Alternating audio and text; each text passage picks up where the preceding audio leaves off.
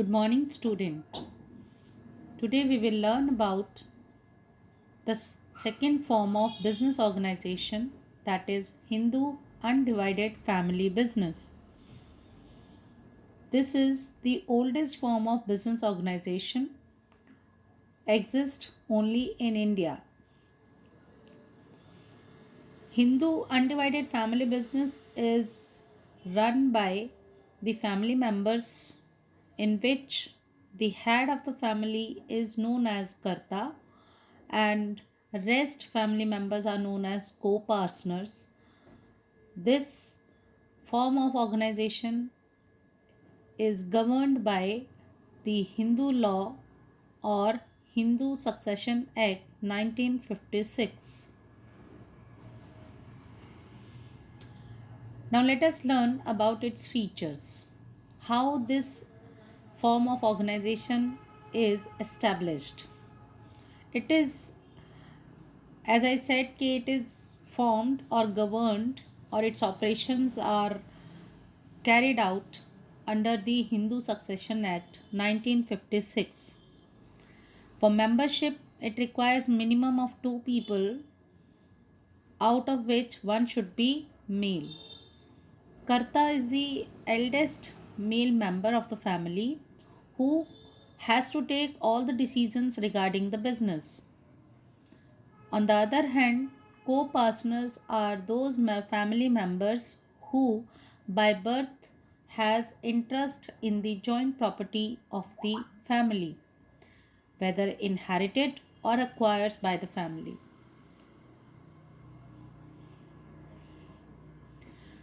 The next feature of this type of business organization is liability.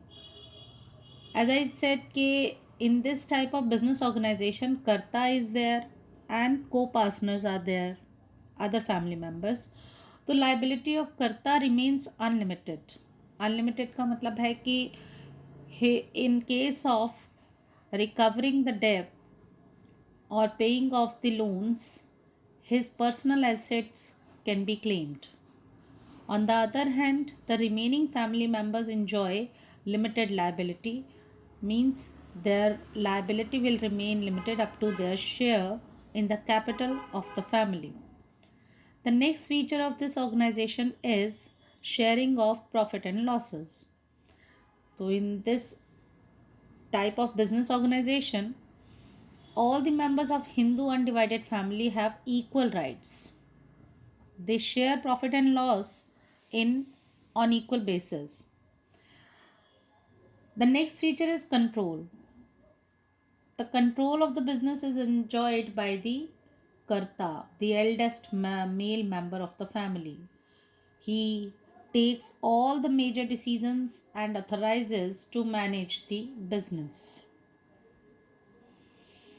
The third next feature is continuity and stability. See, the continuity of this organization remains stable, as if anything happens to Karta of the family or this business, then the responsibility or the business is taken over by the next eldest member, male member of the family. So this way the business remain continue. अगर कर्ता की death हो जाए, insolvency हो जाए, insanity कुछ भी हो जाए, anything miss happening happens to the eldest male member कर्ता, देन जो उसका नेक्स्ट एल्डेस्ट मेंबर होगा फैमिली का, वो कर्ता बन जाता है. ओके, तो this way continuity remains on. Minor members. Minor members means, आप ये देखिए कि इस फैमिली बिजनेस में क्या होता है कि as soon as you take birth in the family, you become member of the family business. तो even minor member can become the part of the family business since he takes birth in the family. The next feature is business secrecy. So there is great deal of business secrecy. Why? Because they all are co-partners. Their interest lies in the same thing. So they cannot reveal the confidential information of their business, because it is going to ultimately harm their family business and then to their own interest.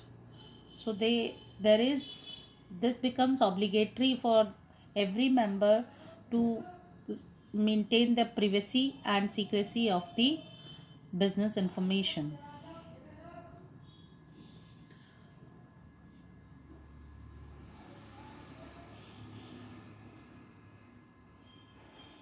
Now we will learn advantages and disadvantages of this type of business organization.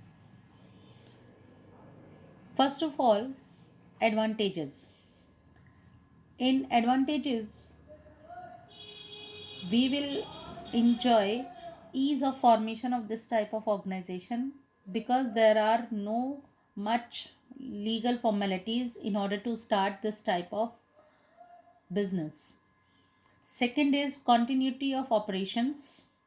As I said कि कर्ता को कुछ भी हो जाता है, but the next members take over the charge, complete responsibility of the family business, so it operation does not get affected even if the karta dies. The third benefit of this organization is effective control. Means he has complete, who is he here? Karta has a complete control over the family business. And then there are members who have proper loyalty and cooperation with each other. They know that they are related to each other with blood relation, so they do not go against each other generally, and they work together as a team, as a family, and then it leads to increased loyalty and cooperation with each other. But it has some drawbacks also. What are they? इसके जो drawbacks हैं वो ये है कि confined to joint Hindu families, first of all, relatively limited capital. एक ही family की capital तो यूज़ हो रही है, जो एंसेस्ट्रल प्रॉपर्टी इन्हें मिली है, फैमिली के पास थी, जो उनको अपने ग्रैंडफादर, ग्रेट ग्रैंडफादर, किसी से भी मिली है, वो एंसेस्ट्रल प्रॉपर्टी ही सिर्फ उनके पास फाइनेंशियल रिसोर्स होती है, तो they lack the financial freedom. The next is limited managerial talents. Every decision is taken by the karta of the family. So single person cannot be good at everything. So here the problem arise of required skills, because an individual cannot have all the skills to run the business successfully or effectively. The next drawback of this organization is unlimited liability of the karta. As I said, कि karta has to pay off the loans or the debts taken by the family business, and in order to pay off these debts, he has to um, he has to sell even his personal assets even. So it is not limited to the business assets. Sometimes, in order to cover or clear off the credit taken by the family business, karta has to sell his personal assets like car, bungalow, or jewelry, anything, whatever he possess precious. So his liability remain unlimited. That is another drawback of this type of business organization. Now we will learn about different schools of Hindu law. So there are two schools of Hindu law, Dayabhaga and Mitakshara. तो दयाभागा जो है, this school suggests that any interest by birth in an ancestral property will be given to the son. Son acquires such interest only after the death of his father. Thus, the son does not enjoy the right to demand partition during the lifetime of his father. It can thus be said that there is no co-partner in Dayabhaga school of law till the death of father. After the death of father, son become partners in respect of property left by father, and income arising there from is taxable as income of Hindu undivided family. This system prevails in West Bengal only. In rest part of India, the other system prevails, that is Mitakshara. According to this school, whole of India, co-parsonary under this law is a fluctuating body which is enlarged at the time of each birth and reduced at the time of each death of a co-parsonary child. So, in short, we can say Hindu undivided family is a type of business organization where family members run the business and they have to obey the orders of the karta, and they have to share the profit and loss on equal sharing basis, and their liability remains limited except karta. Thank you, student.